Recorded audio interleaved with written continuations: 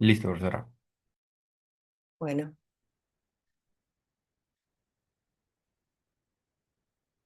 Bueno, en el día de hoy saludamos a los palestrantes y a los panelistas que están presentes. Les damos la bienvenida a la charla de la red LAFMAT de física de los materiales, de la materia condensada de ciencia de materiales. La red LAFMAT es una comunidad que tiene como objetivo divulgar el progreso y los trabajos de los investigadores latinoamericanos y facilitar la interacción con investigadores de todo el mundo. La red LAFMAT está integrada por investigadores de la Universidad Federal de Pernambuco de Brasil, de la Universidad Nacional Mayor de San Marcos de Lima, Perú, de la Universidad Federal Rural de Río de Janeiro, Brasil, de la Universidad Nacional de Colombia, Bogotá, el CIMBESTAB de México, de la Universidad de Zulia de Venezuela, Universidad San Sebastián de Puerto Montt, Chile, Universidad Católica del Norte de Antofagasta, Chile, Universidad Federal de Fluminense de Brasil, el Centro Atómico Bariloche de Argentina, la Universidad Nacional de Córdoba de Argentina, la Universidad Mayor de San Andrés de Bolivia, el Instituto Venezolano de Investigaciones Científicas de Venezuela, el Centro Nacional de Altas Tecnologías de Costa Rica y la Universidad Autónoma de Nuevo León, México. Bueno, hoy nos alegra presentar el seminario del profesor Juan Escrig. El tema de él es nanomagnetismo y diseñando imanes pequeños para futuras aplicaciones. Él pertenece al Departamento de Física de la Universidad de Santiago de Chile. Hizo su licenciatura en física aplicada en la Universidad de Santiago de Chile. Allí también hizo su doctorado en ciencias con mención en física. Hizo un postdoc en el Instituto Max Planck, microestructura de física, algo así el nombre, director del Centro de Nanociencia y Nanotecnología de SEDENA actualmente, y también es profesor titular y decano de la Facultad de Ciencias en la Universidad de Santiago de Chile. En esta presentación se abordarán los avances del diseño y modelamiento y caracterización de nanoestructuras magnéticas desarrolladas en el Laboratorio de Nanomagnetismo de la Universidad de Santiago de Chile. Bueno, acá él les ahondará en el tema y bueno, continuará con la presentación. Muy bien, muchas gracias Gabriela por la invitación, muchas gracias a todos quienes se conectan un sábado temprano, ¿cierto? Para poder conversar y reflexionar sobre ciencia. Déjenme conectarme. Bueno, ahí se ve bien, ¿no? Sí, se ve perfecto. Sí. Vale, muy bien. Entonces, muchas gracias por la introducción. Efectivamente, soy profesor de la Universidad de Santiago, actualmente decano de la Facultad de Ciencias e investigador del Centro de Nanociencia y Nanotecnología, ¿ya? El centro hoy en día lo dirige la doctora Dora Alvil, que es Premio Nacional de Ciencia acá en Chile. La charla es nanomagnetismo, diseñando imanes pequeños para futuras aplicaciones. La idea es más que nada mostrarles lo que hacemos en el laboratorio de nanomagnetismo acá en Chile, y ver potenciales colaboraciones con distintos grupos de Latinoamérica y del mundo, ¿ya? Por lo tanto, voy a ir pasando y mostrando muy brevemente distintos trabajos de cómo hemos ido jugando con la geometría de los materiales. Y si alguien quiere profundizar después en alguno de los trabajos en específico, encantado de recibir correos, ¿cierto? O poder interactuar mediante algún enlace Zoom para profundizar en ellos. ¿Ok? Bueno, nanomagnetismo son cosas pequeñas, ¿cierto? Entonces, hace un tiempo atrás que vamos hacia la miniaturización. Cada vez tenemos computadores más pequeños. De hecho, bueno, el computador que llegó a Chile el año 60 tenía, no era capaz de almacenar lo que hoy en día es un archivo Word vacío, ¿ok? Entonces eso demuestra un poco el avance de la tecnología. Y la idea es hablar de por qué entonces es importante la nanotecnología o la nanociencia. A diferencia de lo que ocurre, por ejemplo, con la microelectrónica o con tecnología anterior, en la nanoescala las propiedades cambian, ¿ya? Nosotros simplemente aquí para la analogía hacemos una comparación entre el tamaño del planeta Tierra con una pelota de fútbol. Bueno, es más o menos los mismos órdenes de magnitud para llegar a un fullereno, ¿cierto? Que tiene el orden de un nanómetro, ¿ya? Entonces, la importancia de ir hacia cosas pequeñas no es solamente que queramos llegar a generar celulares tan pequeños como lo que aparecen aquí, ¿cierto? Sino que la idea es principalmente aprovechar estas nuevas propiedades que surgen para resolver los problemas que tenemos como sociedad, como pueden ser salud, energía, calentamiento global, etcétera. Déjenme ver si puedo poner un puntero láser. Sí, ahí está. Muy bien. Entonces, bueno, comenzamos con que en la nanoescala, ¿cierto? El magnetismo cambia bastante. En este gráfico se muestra, por ejemplo, la coercividad, que es el ancho de una curva de histéresis, como función del radio de la nanopartícula. Por lo tanto, podemos ver que a medida que el radio se hace más pequeño, la coercividad aumenta hasta un cierto valor, en el cual el tamaño de la partícula permite que uno tenga un monodominio, pero luego de ello, si sigue reduciendo el tamaño, vemos que la coercividad disminuye drásticamente hasta un valor cero, porque ahí aparece un efecto que se llama superparamagnetismo, en el cual la magnetización de alguna manera fluctúa debido a la energía térmica. ¿Ok? Por lo tanto, nanomagnetismo es clave para muchas tecnologías eh, que usamos diariamente. Discos duros de almacenamiento, sensores, dispositivos médicos, etcétera. En este gráfico uno puede ver aquí magnetismo bidimensional, ¿cierto? En el plano, donde la magnetización principalmente yace en el plano, y lo que hoy día está un poquito más de moda, que es magnetismo tridimensional, en el cual uno puede trabajar con, por ejemplo, acá nanohilos multisegmentados, ¿cierto? O nanohilos con diámetro modulado o esferas, ¿ya? ¿Cuál es la gracia de trabajar con la geometría de estos sistemas? Es que uno puede alojar diferentes texturas magnéticas que pueden ser importantes para diferentes aplicaciones en espintónica, ciertos sensores o para el futuro de la computación. Ahí sí. Un ejemplo que se muestra acá en este artículo, ¿cierto? Es que en un mismo chip uno puede tener varias funciones magnéticas. Por ejemplo, usando un arreglo de nanodiscos o nanocilindros multisegmentados, ¿cierto? Permite generar almacenamiento de información. O tenemos un sistema acá que permite generar una separación de partículas detallado, ¿cierto? O incluso se ha pensado que nanohilos o nanotubos interconectados a partir de membranas, por ejemplo, porosas que uno pueda generar de forma desordenada, te pueden llevar a almacenamiento de computación neuromórfica, ¿ya? Entonces, el nanomagnetismo es importante porque permite generar dispositivos multifuncionales, pero con bajo consumo energético. Ahora, sobre el laboratorio que dirijo, el laboratorio de nanomagnetismo es uno de los laboratorios de la Universidad de Santiago y en particular uno de los laboratorios del Centro de Nanociencia y la Tecnología.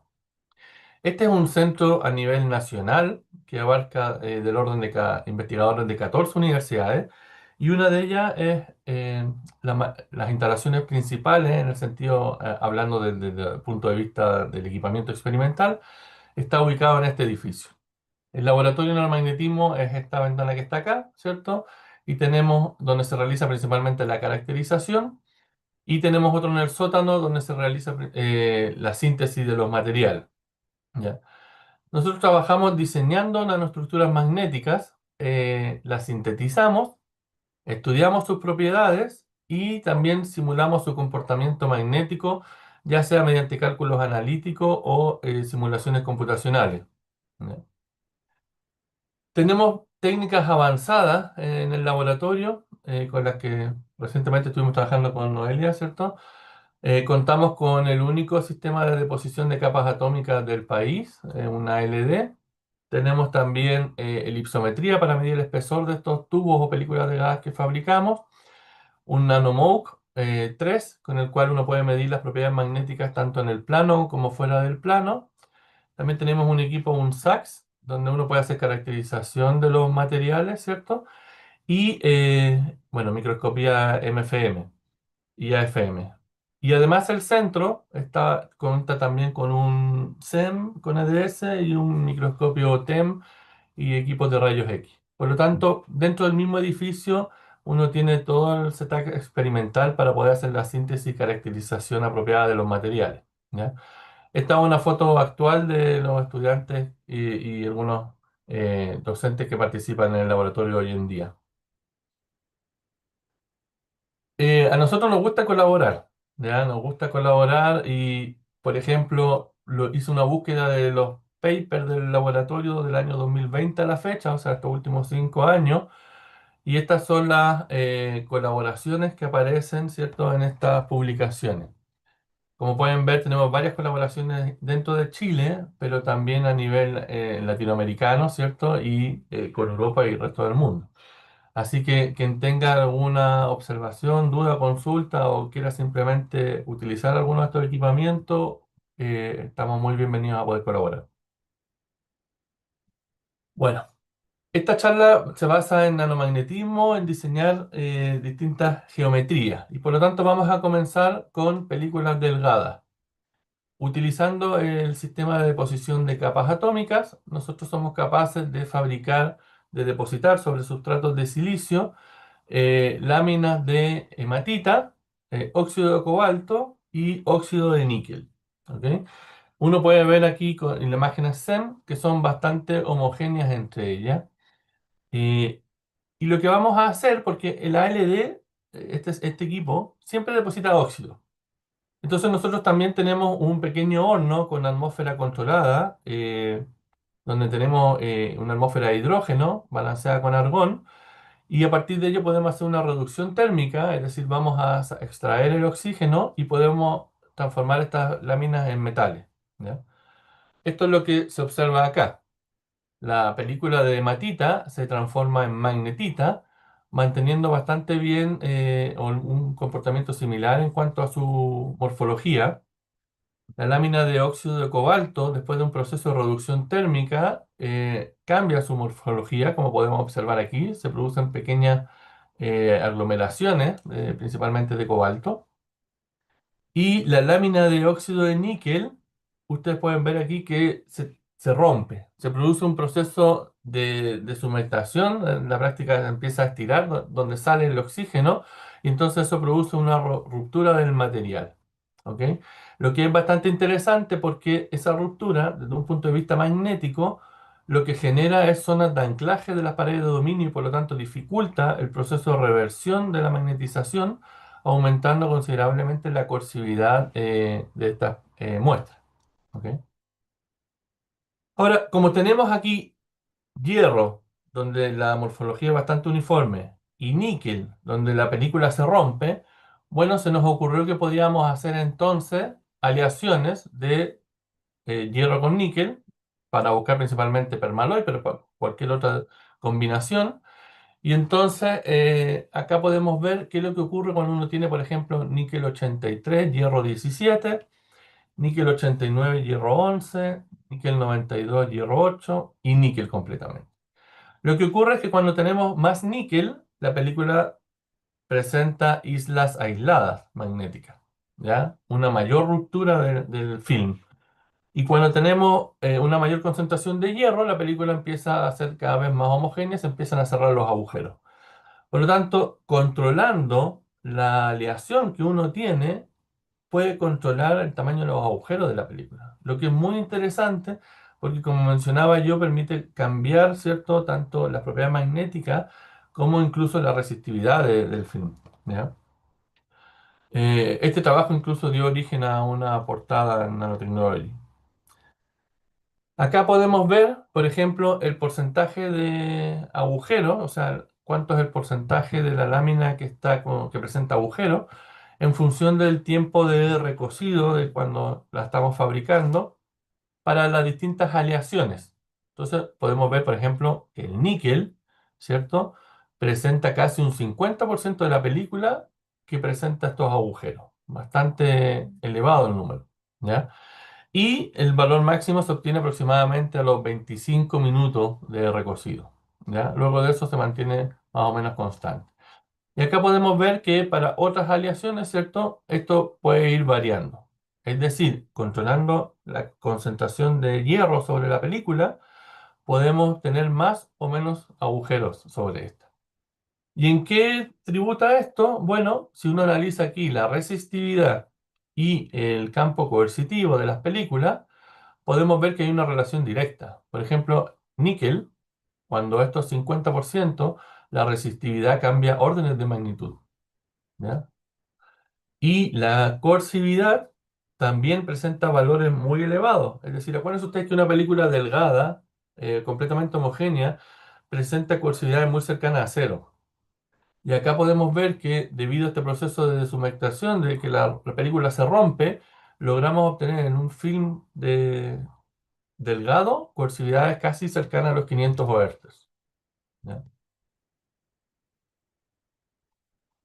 Para investigar por qué se produce esto, tomamos una imagen en AFM de estas películas y hacemos simulaciones micromagnéticas. ¿Ok? Por lo tanto, acá podemos ver cuando está todo su momento magnético montado en una dirección y aquí cómo va revirtiendo. Y podemos observar que lo que ocurre es que efectivamente los agujeros actúan como zonas de anclaje de estas paredes de dominio, dificultando el proceso de reversión y entonces aumentando considerablemente la coercividad. Acá se presenta la curva de histéresis experimental, que es la roja, obtenida con el NanoMoog, y la curva de puntitos blancos, ¿cierto? Que es la simulación computacional. Por lo tanto, podemos ahora ir prediciendo qué es lo que está, o entendiendo, mejor dicho, qué es lo que está ocurriendo en cada punto de esta curva de histéresis. ¿Ok? Bueno, otra técnica en la que hemos trabajado es en un nuevo método que nosotros hemos llamado AFIR, que mezcla deposición de capas atómicas, eh, Focus Ion Beam, o sea, FIB, y proceso de reducción térmica. ¿Ya? ¿Cómo funciona esto? Bueno, partimos con un sustrato de silicio, luego hacemos una primera deposición mediante deposición de capas atómicas, en este caso de hematita, ¿ok? Que es esta laminita que está acá. A partir de aquí hacemos FIB, es decir, dibujamos un cierto patrón sobre esta película de hematita. Una vez que tenemos el patrón sobre esta película de hematita, la llevamos a un proceso de reducción térmica y transformamos esta hematita entonces en magnetita. De esta forma podemos generar películas delgadas con ciertos patrones, en este caso antidots, ¿cierto? De materiales que usualmente no se pueden fabricar, como son de magnetita. ¿Ya? Por supuesto, esta técnica puede ser extendida a otro tipo de materiales similares. ¿Ya? Acá podemos ver las imágenes tanto SEM como en AFM. ¿Ya? Este es el film continuo de magnetita y esto es después de haber hecho un film.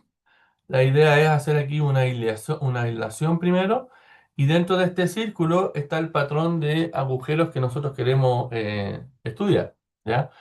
Los patrones dibujados aquí son cuadrados, arreglos cuadrados, para dos separaciones diferentes de 240 nanómetros y de 360 nanómetros, y un patrón de un arreglo hexagonal, también con la misma separación de 240 y 360 nanómetros.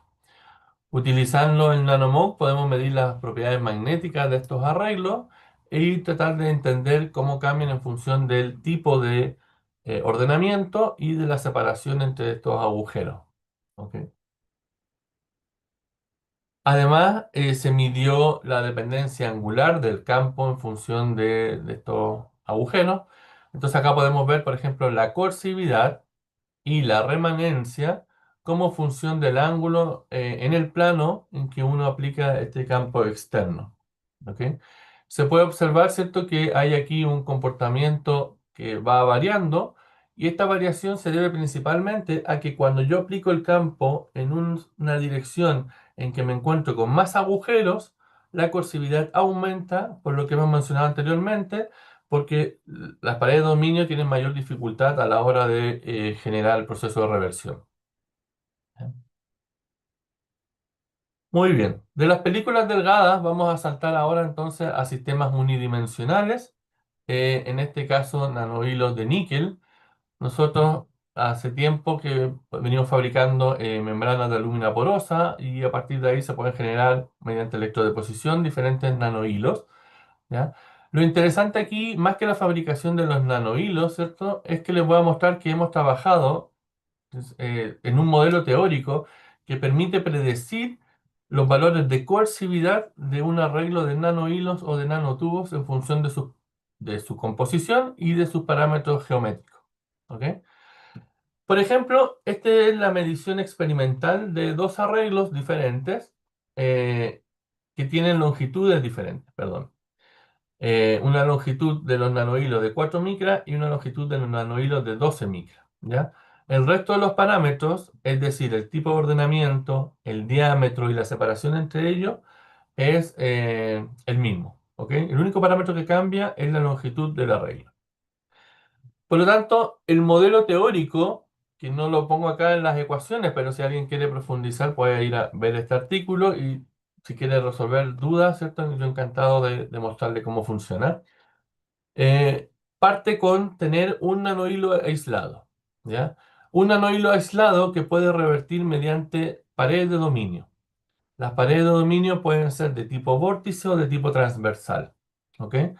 Entonces, en este caso en particular, uno hace una medición en función de los parámetros geométricos, que es el radio del nanohilo, y es capaz de obtener analíticamente cuánto es el valor del ancho de esas paredes de dominio, ¿ya? Y entonces uno puede ver que a medida que el radio aumenta, el ancho de la pared, que es esto que está aquí, también aumenta, ¿ya? Y ese aumento en el ancho de la pared implica que la coercividad va disminuyendo, ¿ok? Por lo tanto, este modelo teórico dice que para un nanohilo de níquel, con un radio de 25 nanómetros, su coercividad más o menos debiese ser del orden de 1000 Oersted. Pero si uno observa el valor experimental aquí, los valores experimentales son menores. Estamos hablando de 400, 600 Oersted.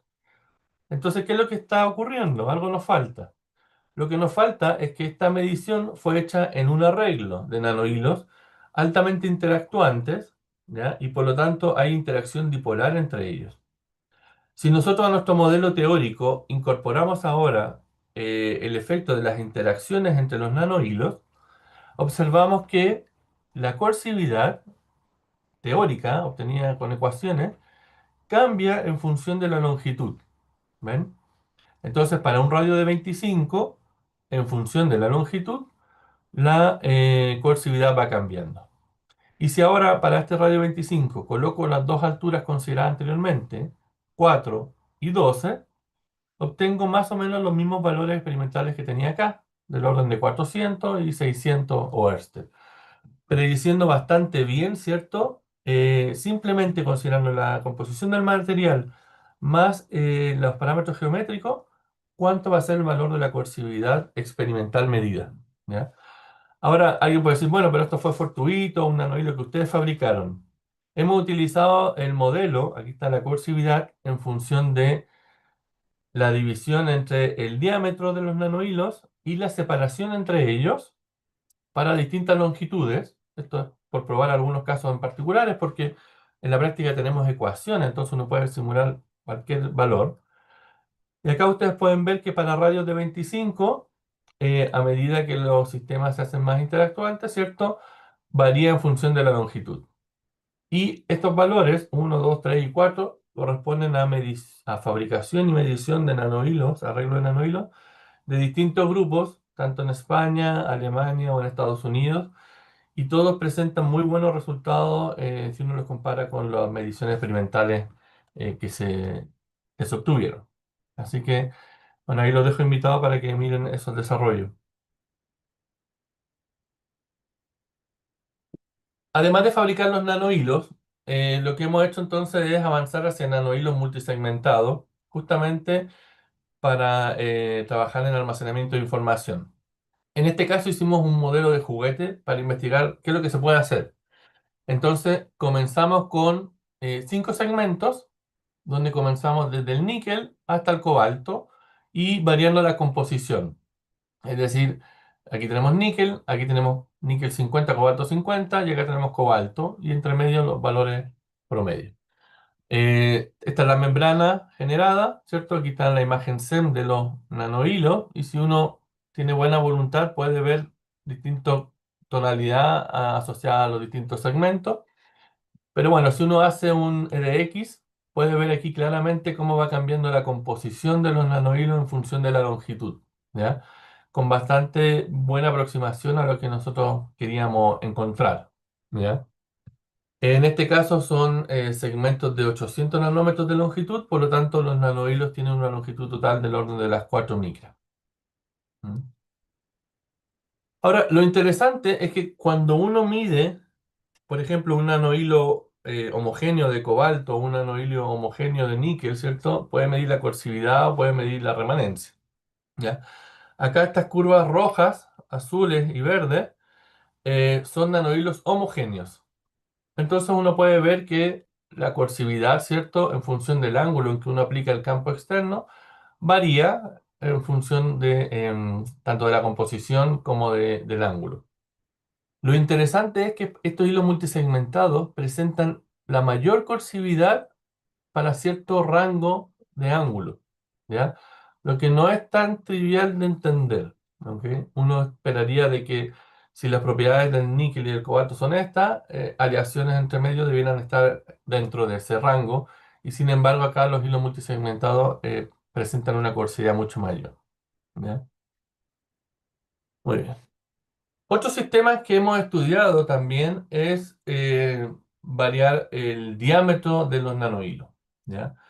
¿Y por qué uno quiere variar el diámetro de los nanohilos? Bueno, porque en principio hay todos unos desarrollos que dicen que uno puede tener un nanohilo, generar una pared de dominio, aplicar una corriente spin polarizada y mover esa pared de dominio. Pero en algún momento tiene que haber un delta o algo que pueda detener o controlar ese movimiento. Por lo tanto, una de esas variaciones puede ser la variación en el diámetro de los nanohilos. Se generan las membranas, aquí están, ¿cierto?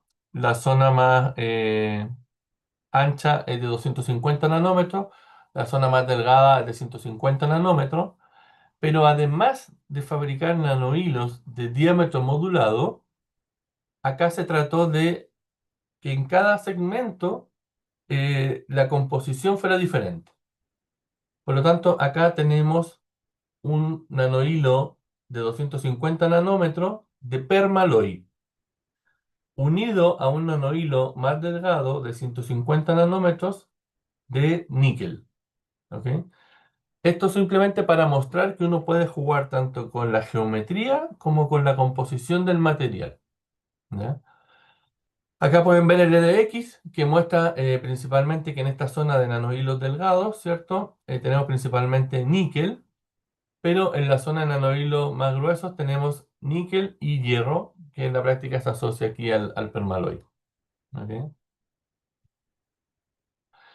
Estudiaron las propiedades magnéticas de estos sistemas en función del cambio de materiales. Entonces se juega de esta forma, se hace una notación que es M1, M2, donde M1 es el material más delgado y M2 es el material más grueso, como está establecido acá. De manera que la curva de histéresis con mayor coercividad corresponde a cuando el níquel es el segmento grueso y la curva de histéresis con menor coercividad corresponde cuando ambos materiales son de permaloy. Ok. Bueno, hasta ahora hemos tenido principalmente cosas experimentales, pero también uno, bueno, puede obviamente jugar con la geometría mediante simulaciones computacionales. En este caso se hizo un estudio de qué pasa si yo tengo un nanohilo y cambio uno de sus diámetros, ¿ya? Entonces, por ejemplo, acá tengo nanohilos homogéneos, ¿ya? Mido sus curvas de histéresis, ¿ok? Es un proceso en un salto de Barkhausen aquí, en un solo salto, perdón. Se generan paredes tipo vórtices en los extremos que se propagan hacia el centro, ¿ya? Cuando cambio el diámetro superior, lo que ocurre es que ahora las paredes de dominio surgen del diámetro mayor. ¿Ven? Acá ustedes pueden ver que como ambos diámetros son iguales, las paredes se generan arriba y abajo y se propagan hacia el centro. Pero cuando tengo una asimetría, lo que ocurre es que la pared de dominio se genera en el extremo más ancho o mayor y la pared se propaga hacia el otro extremo. puedo controlar de alguna manera cómo es el proceso de reversión, ¿ya? Y esto produce un leve ensanchamiento de la curva de Histéresi. Pero si yo lo llevo al extremo, en que aquí genero un sistema cónico muy afilado, vemos que la curva de Histéresi cambia en el sentido de que aparece acá un segundo salto, ¿ya? Un segundo salto. Y eso se debe a que efectivamente se genera una pared tipo vórtice en este extremo, se empieza a propagar en la otra dirección, pero en algún punto se genera aquí un punto de bloque, ¿ya? Un punto de bloque, que es sumamente interesante, es una singularidad, ¿cierto?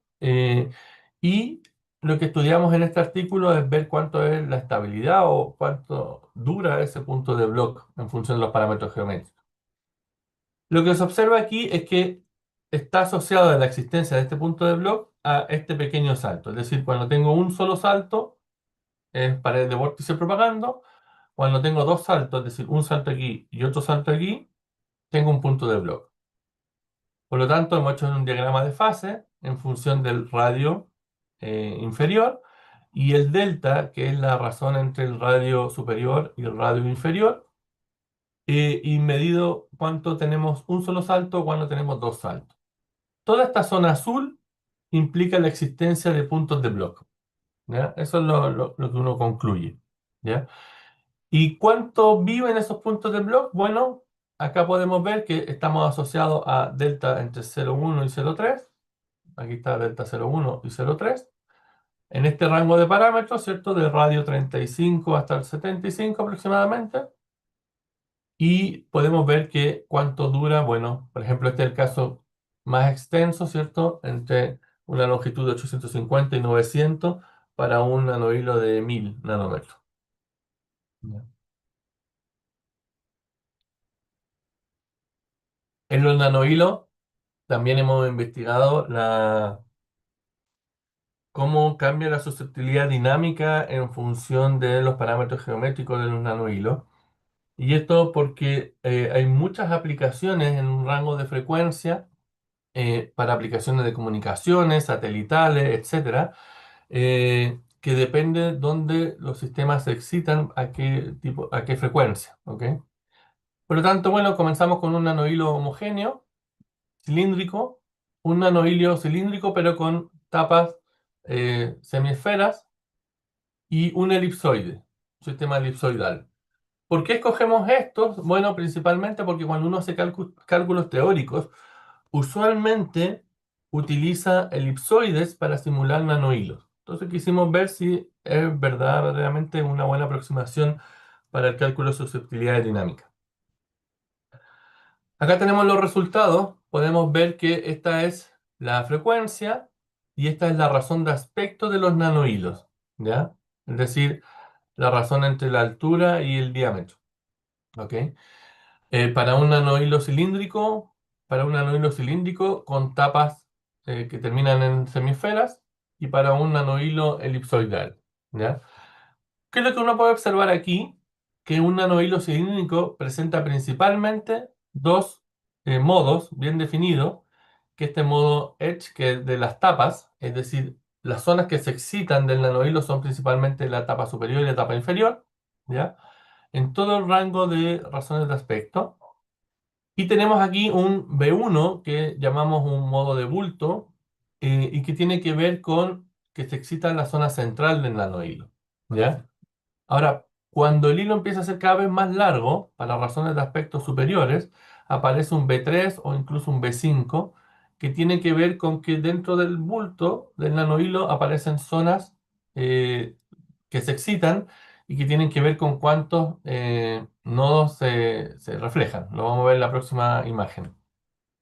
La conclusión aquí es que cuando yo cambio desde un nanohilo homogéneo a un nanohilo que termina en tapas esféricas, no hay mucho cambio en la susceptibilidad dinámica, sinceramente. Pero si uno considera un elipsoide, ¿ya? Desaparecen los modos bulto. Solamente me quedo con el modo edge, que es el que se excita en las tapas. Por lo tanto, no es buena aproximación utilizar un sistema elipsoidal para investigar un sistema, un nanohilo cilíndrico, cuando uno está estudiando susceptibilidad dinámica. ¿Ya? Acá está reflejado lo que hablábamos hace un rato. Los modos E son modos de las tapas, ¿ya? Los modos de borde. Todos presentan modos de las tapas. Y solamente los dos primeros, que son el nanocilindro homogéneo y el nanocilindro que termina en tapa semisfera, presentan modo bulto. Acá podemos ver, este es lo que llamamos B1, ¿cierto? Un antinodo. Este presenta 3 y este presenta 5. ¿Ya? De un trabajo reciente de estudiantes de acá de la Universidad de Santiago. Bueno, de los nanohilos saltamos a los nanotubos. Eh, Partimos por membranas de alúmina porosa, que esta es una vista a ojo desnudo, como se ve, ¿ya? Y esta es la vista de microscopía electrónica. Y entonces lo primero que hacemos es, por ejemplo, depositar óxido de níquel. Cuando uno deposita óxido de níquel, la membrana, que es blanca, pasa a ser amarilla. Y si uno ve microscopía, lo que observa es que los poros se empiezan a rellenar, ¿ok? En este caso con óxido de níquel. Luego lo llevamos a un proceso de reducción térmica, que como les he mencionado es bajo una atmósfera de hidrógeno balanceada con argón a una temperatura sobre los 400 grados. Y vemos que la membrana alúmina porosa se transforma en este color negro. Y se observa ahora claramente el níquel metálico diferenciado de la membrana de alumina, ¿ya? Estos nanotubos presentan un diámetro aproximado de 100 nanómetros, 105 nanómetros de diámetro, y pueden alcanzar una longitud de 25 micras, como se observa aquí, ¿ya? Con un tamaño de pared del orden de 14 nanómetros. ¿Ok? Son nanotubos aquí que presentan una baja densidad y por lo tanto son útiles para aplicaciones biomédicas. De hecho, sus propiedades magnéticas, tanto la coercividad como la remanencia, a temperatura ambiente, pueden ver aquí ustedes que la coercividad es muy baja y también la remanencia es muy baja, lo que es muy útil porque no se aglomeran, ¿ya? Si uno lo quiere utilizar, por ejemplo, para hipertermia o introducir en el cuerpo humano, la idea es que no te genere un trombo porque los materiales magnéticos se aglomeran entre ellos. ¿Ok? Así que aquí ustedes pueden ver cómo cambian las propiedades magnéticas en función de si uno estudia paralelo o perpendicular al arreglo, en función de la temperatura.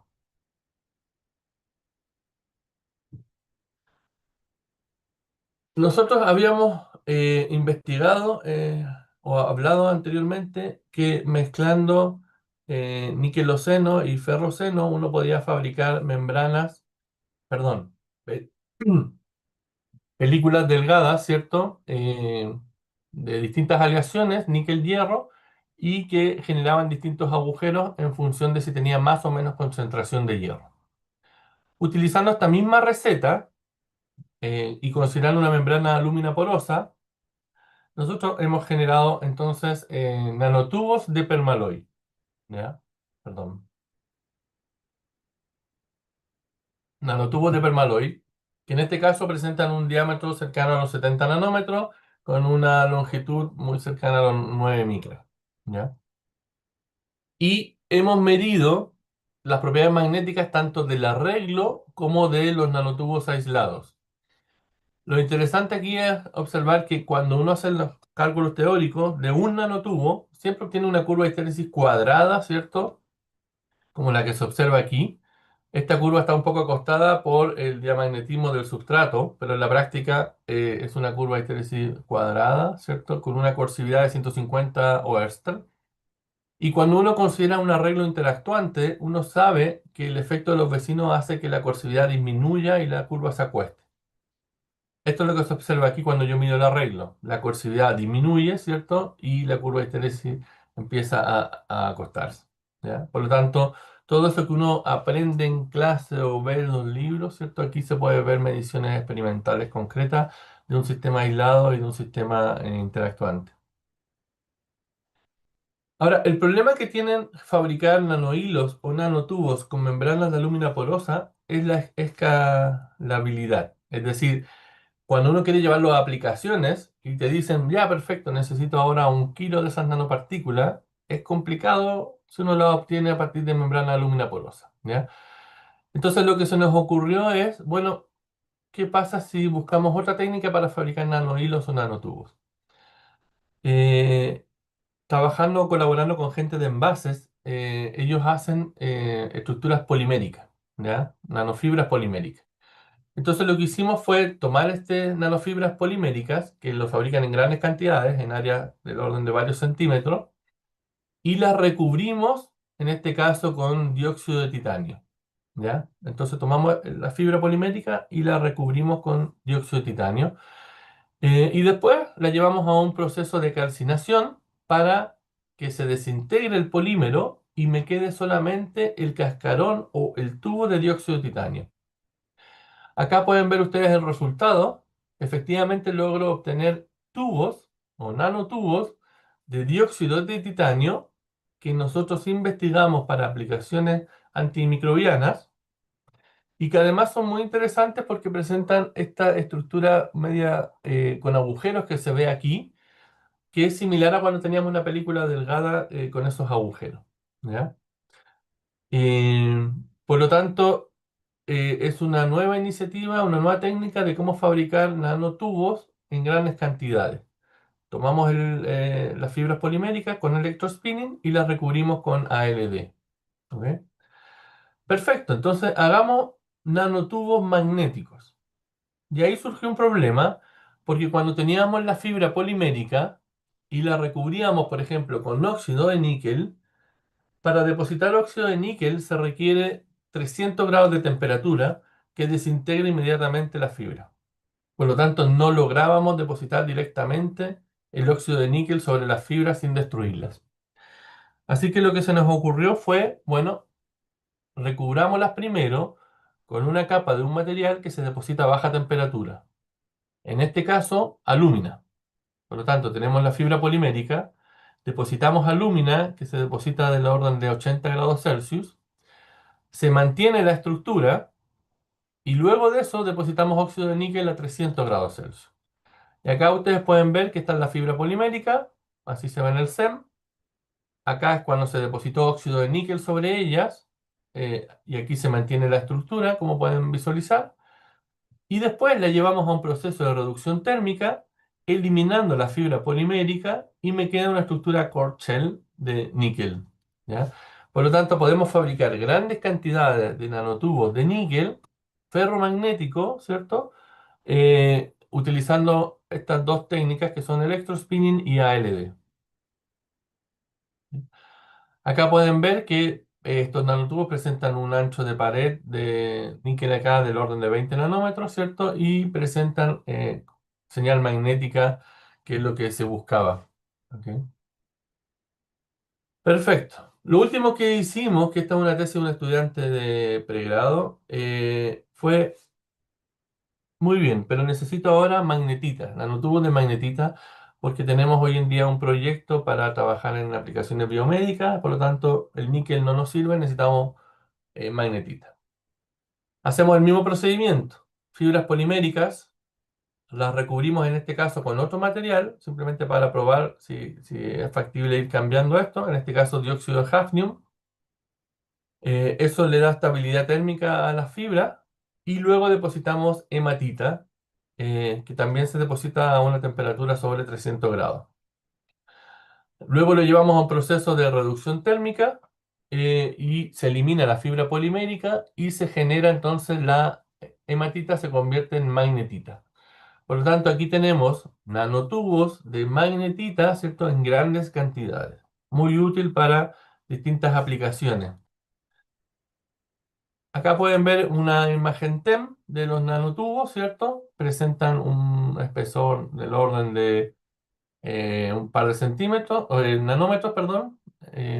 Y acá se puede ver el EDX, donde claramente queda la parte de hafnium y la parte de níquel. ¿Ya? La señal magnética es muy intensa, la magnetita es ferrimagnética, y acá pueden ver una comparación entre la medición experimental obtenida con nanomode de una curva de histéresis de las nanofibras de magnetita en comparación a una simulación computacional realizada para un nanotubo de magnetita. ¿Ya? Por lo tanto, ahora estamos en condiciones de fabricar nanotubos de magnetita en grandes cantidades. Ya para ir cerrando, no solamente uno puede fabricar nanofibras poliméricas, sino que además, así como cuando uno toma un cepillo de dientes y le hace de esta forma y saltan pelotitas de agua para todos lados, uno puede hacer una electropulverización, ¿ok? Entonces, en vez de tener fibras, uno obtiene esferas poliméricas, ¿ya? Lo que pensamos fue utilizar estas esferas poliméricas, recubriéndolas primero con alúmina. Acá está, nos queda de esa forma el material, visto a ojo desnudo.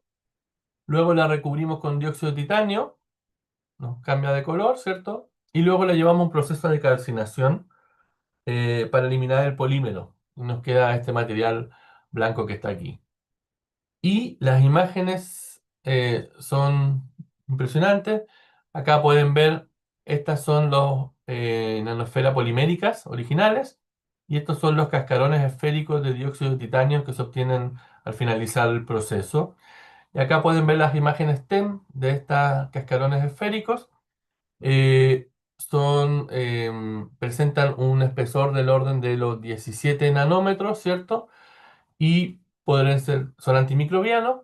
En este paper investigamos las propiedades antimicrobianas que tienen, ¿cierto? Y además pueden servir para encapsulamiento, ¿ya? Usando el mismo proceso, tratamos de fabricar cascarones esféricos magnéticos, también de magnetita. Y no fue tan sencillo como uno pensaba. De repente no es llegar y simplemente reproducir los procesos. En este caso, uno tiene las esferas poliméricas. La recubrimos primero con una capa protectora para mantener la estabilidad térmica de las esferas poliméricas y luego le depositamos hematita, ¿ya? Cambia el color de la muestra a un color anaranjado, ¿cierto? Y aquí están las esferas poliméricas. Y luego de llevarlas a un proceso de reducción térmica, ¿ok? La muestra cambia de ese color anaranjado a un color negro, ¿cierto? Y terminan siendo, más que cascarones esféricos, como pelotas de ping-pong reventadas, ¿ya? Y esto tiene que ver con que el oxígeno tiene que salir por algún lado y también, al ser magnéticas, hay algún efecto en la rugosidad de la esfera. Acá podemos ver el análisis original de hematita. La muestra original es naranjada y esta es una imagen TEM de la esfera de hematita con dentro el polímero. Y cuando lo llevamos a un proceso de reducción térmica, esta muestra pasa a ser de color negro, se elimina el polímero y aparece este cascarón de magnetita, pero que es rugoso, no es como el dióxido de titanio que era perfectamente esférico, ¿ya? Entonces ahí también hay un efecto que seguramente hay que investigar respecto a esa rugosidad que se produce cuando el material es magnético, ¿ya? Y bueno, esto tiene señal magnética, se midió para distintas temperaturas, ¿cierto? Y lo interesante es que presenta una baja coercividad y una baja remanencia, por lo tanto pueden ser usados efectivamente, también siendo biocompatibles, para entrega de fármaco principalmente, ¿ya? Y lo último es que hemos tenido algunos problemas técnicos o sobrepasar, ¿cierto? Con la bomba de vacío de la ALD. Entonces, el último tiempo trabajamos sin el ALD y entonces tratamos de fabricar la misma esfera o las mismas nanofibras sin el proceso de la ALD, también para reducir los costos en caso de que uno quiera llevar esto a una aplicación comercial. Se hace con electrospinning, se ajustaron los parámetros y mezclaron, ¿cierto?, el polímero con una solución de cobalto. Eh, Después se obtienen unas nanofibras, que son las que están acá, estas nanofibras. Eh, Esas nanofibras poliméricas tienen un diámetro del orden de los 700 nanómetros. Lo llevamos a un primer proceso de calcinación, ¿ya? Y lo que ocurre es que cambia la superficie de las nanofibras. Ustedes pueden ver que ya no son tan homogéneas, que es más fibrosa, y el diámetro se reduce considerablemente, pasa a tener un diámetro del orden de 120 nanómetros. Y estas eran de polímero, estas son de óxido de cobalto, ¿ya? Y una vez que tengo las nanofibras fibrosas de óxido de cobalto, las someto a un proceso de reducción térmica para efectivamente eliminar el oxígeno y me quedan estas fibras de cobalto, ¿ya? Por lo tanto, sin pasar por el proceso de ALD, directamente utilizando electrospinning más procesos de calcinación y reducción térmica, soy capaz de generar nanofibras metálicas, en este caso de cobalto, y además son muy interesantes porque presentan buena señal magnética y los análisis demuestran que hay una coexistencia de fases entre FCC y HCP, ¿ya? Acá podemos ver la señal magnética experimental medida, que es la curva roja, ¿ok? Y la simulación computacional que nosotros hemos realizado para una sola nanofibra, que es la curva azul. Y podemos ver cómo es el mecanismo de reversión, en este caso, se genera a partir de las tapas, ¿cierto? Y más que un vórtice en sí, si uno hace un corte transversal acá, tiene una suerte de estructura media esquilmiónica, ¿ya? Por lo tanto, también es interesante. Y esto, de hecho, es un trabajo que está recién sometido, así que estamos en proceso de terminar de comprender bien todos los detalles de esto. Así que bueno, eso era la charla que quería mostrarles. Principalmente decirles que la geometría obviamente influye mucho en las propiedades magnéticas en esta escala. Cada estructura, películas delgadas, hilos, tubos, sistemas Corchel, muestra propiedades magnéticas únicas. Controlando la morfología, uno puede ajustar los materiales para aplicaciones específicas. Como les mencioné yo, tenemos un proyecto en el que estamos trabajando para aplicaciones biomédicas, hipertermia, y otro proyecto en el cual estamos trabajando para aplicaciones espaciales. Estamos tratando de hacer recubrimiento para los satélites, los CubeSat que se mandan al espacio. Entonces, el nanomagnetismo permite progresos en distintas áreas, en espintrónica, en sensado y en nanomedicina. Y por supuesto, el diseño cuidadoso en la nanoescala abre nuevos caminos para la ciencia y la tecnología. Así que bueno, agradecer a los proyectos que financian esta investigación y principalmente a todos los colegas con los que colaboro, ¿cierto? Nacionales e internacionales y a todos los estudiantes, pues cada una de estas imágenes que mostré es principalmente una tesis de algún estudiante. Así que eso, muchas gracias Gabriela por la invitación y muchas gracias a todos quienes nos están escuchando. Muchas gracias, Juan, por esta charla. Fue realmente fantástico todo. Es fantástico todo lo que están haciendo y todos los distintos aspectos que están cubriendo, tanto del magnetismo como de las aplicaciones. O sea, no. Yo me quedé con la curiosidad de cada uno de esos aspectos, de cómo lo están aplicando, porque lo mencionaste así rápido. La verdad que es fantástico. Bueno, comenzamos con las preguntas. A ver, eh, Daniela Albuquerque Muñoz, ¿tiene alguna pregunta? No sé, no la conozco. Eh, No, hola, buenos hola, días. buenos No, días. no tengo preguntas, envié una reacción acá al profesor Skrig. Perfecto. Bueno, Muy bien. Noelia, ¿vos querés preguntarle algo a tu colaborador? Y O acotar algo? antes que nada, bueno, muchas gracias a Juan por tal bonita charla. Realmente muestra esta, esta sinergia entre lo experimental y lo teórico, que bueno, nosotros que venimos colaborando con Juan y su grupo, la verdad que nos parece sumamente valioso, eh, con no solo desde el punto de vista de la investigación académica, sino de la formación también de los recursos humanos que puedan ver esta integración y agradecerte, Juan, por eso, por haber mostrado los dos aspectos y sobre todo la sinergia entre los dos, porque me parece que ya sea que vaya por un camino o por otro, siempre esa potencialidad, ¿no? De poder interpretar desde todas las herramientas los resultados suma un montón. Y en la última parte que mostraste, lo de electrospinning, en este caso sobre, yendo ya un poquito a lo aplicado, esa variación que mostraste entre 700 nanómetros y 130 nanómetros aproximadamente de estas fibras, eso uno puede tener cierto control si quisiera algo intermedio en algún factor específico, es más estadístico, Sí, porque es una técnica muy versátil realmente, ¿no? Y como dijiste, permite ujú, pensar también en un escalado por la densidad de áreas que se cubren. sí. Bueno, muchas gracias Noelia eh, por el trabajo conjunto, ¿cierto? Y por la consulta. Esta es una tesis de un estudiante que terminó esta semana, así que estamos muy contentos y que está de origen a este trabajo. Efectivamente, variar cada uno de estos parámetros implica modificaciones en la geometría, es decir, variar el caudal, la distancia, el potencial que uno utiliza, significa cambiar los parámetros geométricos de las fibras que se obtienen en este proceso acá, ¿ya? Y después de ello, el proceso de calcinación en sí, lo que hace en la práctica es integrar prácticamente el polímero y por lo tanto achicharrarlo, como cocinarlo, ¿cierto? Y esto hace que se consuma, ¿cierto?, gran parte del material y las nanofibras entonces disminuyen considerablemente su diámetro. Efectivamente uno puede jugar, nosotros aquí simplemente establecimos condiciones fijas respecto a la temperatura y a los tiempos de calcinación, pero imagino yo que cambiando la temperatura y cambiando el tiempo, eso pudiese un poco variar o controlarse, entendiendo que requiere cierta temperatura para que se produzca el proceso de transformarlo en un óxido de cobalto. ¿Sí?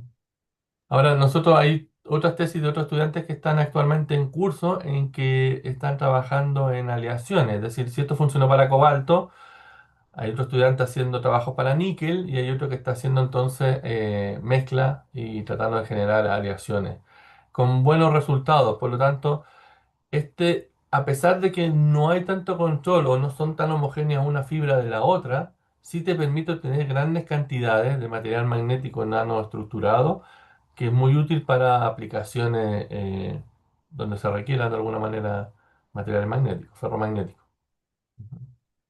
Genial. Muchísimas gracias y bueno, como siempre, bienvenido acá a la Universidad Nacional de Córdoba, que ya varios años venimos colaborando, así que muchísimas gracias. Gracias, Noelia. El profesor Alfredo tiene preguntas.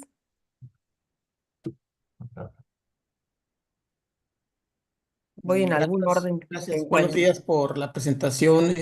Muy bien. Solamente quisiera preguntar qué aspectos debería de tener esos materiales, biocompatibilidad, qué propiedades como para utilizarlos en, no sé, tratamiento de tumores, provocar Ujú. calentamiento. ¿Puede explicar un poco esta línea, esta aplicación? Sí. Sí, muchas gracias, Alfredo, por tu consulta y bueno, pues por asistir a la charla. Eh, Primero tiene que ser biocompatible. Entonces, de ahí es que uno no puede utilizar, por ejemplo, cobalto u otros materiales. Y la idea es, por la que estamos tratando de trabajar en magnetita, ¿ya? Que es mucho más biocompatible. Segundo, no tiene que ser un material con una coarsidad muy grande, por ejemplo, que pueda servir para almacenamiento de información, porque en la práctica eso genera gran aglomeración y entonces si tú introduces muchas nanopartículas muy interactuantes entre ellas, se van a aglomerar y te puede producir un bloqueo de alguna manera. Entonces al final te vas a terminar enfermando, muriendo por otro tipo de... la solución va a ser peor que el remedio. ¿Ya? Eh, y por eso todas las muestras que nosotros tenemos, que son de magnetita, presentan baja coercividad y baja remanencia. ¿Ya? Eso principalmente. Y luego, no hemos hecho los análisis, pero tenemos la técnica en un laboratorio vecino dentro de Sedena para hacer el estudio de hipertermia propiamente tal. Es decir, cuánto es la temperatura que genera, ¿cierto? Para los distintos campos que uno puede aplicar. Es un estudio que está pendiente y que necesitamos avanzar en esa dirección. Así que muchas gracias, Alfredo, por tu consulta. Muchas gracias, Muchas Alfredo. gracias. Sergio Paniagua, ¿tiene alguna pregunta? Sí, no, gracias. Muy interesante la charla, doctor Juan. Cómo han estado ampliando todas estas técnicas para formar nanoestructuras, para estudiar estos materiales magnéticos. Nosotros también usamos electrospinning y también tenemos otra técnica que quería preguntarle si la han empleado, la air jet spinning, ¿verdad? Que tiene la ventaja de que es más rápido generar fibras que van a ser más de diámetros más grandes, pero como lo mostraste con el electrospinning, si mandan el metal dentro de la solución polimérica, ¿verdad? Cuando hacen la calcinación se reduce el diámetro, entonces tal vez se me ocurre que tal vez quisieran hacer fibras micrométricas que luego se reduzcan a nanométricas. No sé qué Ujú. han pensado al respecto. Sí, Sergio, muchas gracias por tu consulta. Desconozco esa técnica. Yo, para ser sincero, nosotros somos relativamente nuevos en el tema de electrospinning, ¿ya? Nuestro fuerte es Patterning y ALD, que técnica de posición de capa atómica. Y el electrospinning surge a partir de una colaboración que llevamos hace un par de años con gente de envases, que ellos recubren los envases justamente para actividad antimicrobiana y que los productos que uno exporta al exterior, ¿cierto?, duren más tiempo, ¿ya? Tú sabes que un día de duración más significa que lo puedes exportar a un lugar más lejano, ¿ya? Por lo tanto, me gustaría después seguir conversando contigo, seguramente a través de correo, para ver cuál es la técnica que tienes, ¿cierto? Y poder ver una posible colaboración. Efectivamente, aunque sean muy grandes, después del proceso de calcinación y de reducción térmica, tú puedes ver que se reduce considerablemente el diámetro de la fibra y por lo tanto, si es una técnica más rápida, seguramente menos costo, también permite avanzar hacia aplicaciones comerciales, ¿ya? Yo estoy en un centro que de alguna manera busca ciencia básica, pero también interacción con la industria y aplicaciones prácticas. Por lo tanto, todo lo que tratamos de hacer tiene que ir en esa dirección de reducir costos y de que sea comercialmente viable. Así que encantado de lo que mencionaste y de que podamos colaborar o ver algún tipo de acuerdo. Claro, con gusto. Muchas gracias, profesor Sergio. Después intercambiamos los mails. Ujú. Em, a ver, profesor Stuart Holmes, si tiene, if you have questions. Juan, muchas gracias. Many thanks for your talk. I assume I can speak to you in English, okay? Okay, Um, bueno. Sorry. You showed the annealing of the nickel ion, and you're losing the nickel, and you showed the resistivity. Did you try to measure the AMR signal? Because that would be a very strong function of the nickel content. Did you try to measure that? Yes, thank you for your question. No, unfortunately, we just study annealing and the resistivity and coercivity, but not the question. But of course, it's very interesting because you can control the Hall's area and also the different properties. So this kind of thin film can be used, for example, for sensors or other Yes. applications. Sorry, I have another question. In the core shell tubes, when you measure the coercivity, the coercive field, obviously the field direction, the applied field direction is very important. You've got the shape anisotropy. Do you see evidence for a vortex state in the cylinder? We know we see them in the ring. We see this evidence of any vortex state in the cylinder, In the cylinder? in the structure. It- You Okay, we showed. study, Sorry, so do you mean shall I in the repeat my question? experimental measurements or in the Yeah, in the numerical simulation? experimental, when you're measuring the kind of the hysteresis loop and determining the coercivity, you showed Okay. a single switching. For Okay. some orientation of field, you may actually stabilize the vortex state, so you'll see a double switching in the cylinder. Maybe. Okay. Maybe. I don't know. Okay, yes. It's very difficult to measure just one nanotubes, and Yes. also we try to apply the external films as along the nanotubes axis, but as you know, it's not very good control in order to be sure about the angle of the applied external field. So. About your question, if we can see the vortex, not really. We just Okay. can measure the magnetic domains in thin films or even in nanodots, but not in such a small nanotubes. Thank you. I have one more question, which is more speculation. Would it be possible to make a TMR structure in a nanotube? Because you can control the composition, the core and the shell. Could you make a TMR structure or a GMR structure, some composite magnetic material? Sorry, I don't understand. TM? So could you in the core shell structures, you're able to control the composition of the material very well. Yeah. Could you actually engineer a TMR, like two magnetic materials separated by an insulator, or two magnetic materials separated by a paramagnetic material in the core shell. Okay. Yes, we have other article. We did a core shell with different material. For example, let me remember it's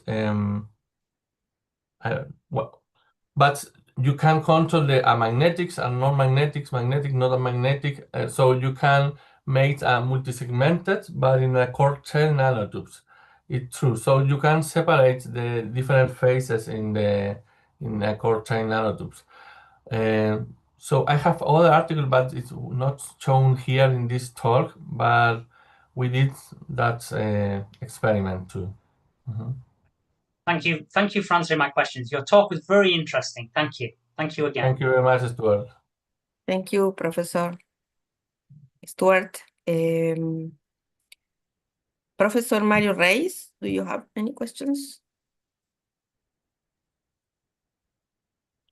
Sim, bom dia. Eu vou falar em português. Qualquer problema eu posso falar também em inglês, caso não tenha compreendido o português, eu vou falar bem devagar. A minha primeira pergunta vai é uma curiosidade, não é diretamente relacionada com as medidas de magnetização, mas sim com os materiais. Eu já trabalhei com os nanotubos há muitos anos atrás, talvez 10 anos, mas já não acompanho a literatura recente. Você conhece resultados mais recentes de medidas de resistividade nesses materiais em um único fio, nanofio, por exemplo, com tipo que se faz em grafeno com litografia ou evaporação, provavelmente fazendo resistividade ou magnetorresistividade, a maior contribuição seria de tunelamento entre os grãos. Mas fazendo magnetorresistividade podem aparecer outros efeitos. Então, a minha pergunta é se existem resultados nos últimos 10 anos de medidas de magnetorresistividade em um único nanofio. Sí, Mario, muchas gracias por tu pregunta y sí, entiendo portugués, yo espero que entiendas español. Aham. Tengo un colega aquí brasileño que habla portuñol, así que... Sim, sim. em, sí, yo desconozco lo que tú mencionas, es decir, si existen mediciones en un solo nanohilo o nanotubo de magneto o propiedades magnetorresistivas o cosas de ese estilo. Yo imagino que sí, pero directamente no desconozco si hay algún artículo. ¿Ya? Sim. No es algo que nosotros hemos estudiado, pero imagino que sí. E, tecnicamente seria viável, Sí, como fazem com o grafeno, fazer evaporação ou litografia, tecnicamente seria viável. o sea, sí, seguro que con litografía y con un nanohilo, con un diámetro mayor, seguro que se ha medido, a eso me refiero. No sé si con uno tan pequeño de diámetro de 70 nanómetros, pero nanohilos mayores de 500 nanómetros de diámetro, cosas de ese estilo, dibujados con litografía, sí. Sim. Obrigado. Mas a outra pergunta que eu tenho é um pouco parecida com a pergunta do Stuart, a última pergunta do Stuart. Como você consegue garantir a estequiometria do material? Porque do precursor para a fabricação dos nanomateriais, a estequiometria pode mudar muito. Como você garante aquela estequiometria? Sí. Por ejemplo, en el níquel hierro, por ejemplo, cuando hacemos aleaciones, Sim, eh, ahí hay un paso que no mostré, pero en la práctica, cuando tú haces ALD, tú mezclas dos precursores. Por ejemplo, para hacer hierro, tú mezclas ferroceno con ozono, ¿ya? Y vas haciendo camada por camada, de alguna manera, capa a capa. Cuando mezclas níquel, entonces lo que haces es introducir también distintas camadas. Y en función de la receta experimental que vayas fabricando, es decir, dos de estas con una de estas o tres de estas con una de estas, puedes ir haciendo la combinación exacta para las distintas aleaciones. ¿Me entiendes? Y en Sim, el ALD la deposición es capa a capa, no es una acumulación de material como es con spattering u otras técnicas. sim. Mas Entonces hay un control más preciso y después, bueno, hay análisis de rayos X y de otros estudios para poder ver cuánto es el análisis. Ujú. Mas é feita a medida de EDS ou microscopia para garantir Sí, assim, ok, ok, hacemos EDS y microscopía, sí. ok, ok. Y Ok, Mario, ¿en qué estás trabajando ahora tú? Que dices que... agora eu tô trabalhando termodinâmica quântica. É, fazendo um pouco de tudo, Te mas fuiste sí, más pequeño todavía. Sí. cada vez menor. Muy bien. É. Va a desaparecer Mario. Sí. Sim, sim. Obrigado, obrigado. Bom final de semana e obrigado muitas Muchas gracias, graças Mario. pela apresentação. Tudo de bom. Muchas gracias, Mario. Muchas Muy bien. gracias, Mario. Eh, Professor Chandra Kumar, do you have questions? No, muchas gracias, profe Juan, por su charla. No tengo ninguna duda. Gracias. Muy bien, Muchas gracias. gracias, Chandra. Eh, Profesor Javiera Vargas, do you have any questions? No de momento, pero muy buena charla. Muchas gracias. ¿Y alguien Gracias, más Javier. Muchas gracias, Javiera. ¿Alguien más que tenga preguntas que no lo haya nombrado? Ujú. Piero. Muchas gracias, profe Juan, por su charla. No, de momento tampoco tengo preguntas. A ver, Jimena, si hay preguntas en las redes. Sí. Buenos días, profesor Juan y profesora Gabriela. No, no tenemos preguntas en las redes al respecto, solamente pues comentarios de agradecimiento y de lo interesante por el tema de la charla del día de hoy. Muy bien. Muchas gracias, Jimena. De todas maneras, Gabriela, ahí dejé mis contactos, así que cualquier persona puede después. La idea es justamente que esto sea el inicio de futuras colaboraciones que puedan surgir. Claro, claro, pueden surgir contactos después de que vean el video en YouTube también. Hay gente Claro. que me dijo que no podía verlo hoy a la mañana, que lo iban a ver luego, así que los tenemos Ujú. que compartir en otras redes de Argentina, por ejemplo. Muy bien. Que bueno, si nadie quiere hacer, si alguien quiere hacer un comentario y si no, abrimos las cámaras y le agradecemos Ah, a Juan. Si Juan quiere decir algo más, Sí. No, bueno, muchas gracias. Es una muy linda iniciativa esto de tener seminarios todos los sábados por la mañana, ¿cierto? Para poder conocernos y poder interactuar y ver cuáles son las capacidades que tienen uno u otro grupo, ¿cierto? Porque en la práctica así todos nos hacemos más fuertes. Y muy disponible para quien quiera interactuar o colaborar, están las puertas abiertas de nuestro laboratorio. Así que eso. Muchas buenísimo gracias. Juan, te tomamos la palabra y esperemos que podamos seguir en contacto. Muy bien. Muchas Abiertas gracias las a puertas todos. en las más. Chao, gente. Hasta Chao, Muchas que luego. estén muy gracias. bien. Chao, Thank you. Hasta chao. luego. Bye. chao, muchísimas gracias. Gracias. Chao, chao.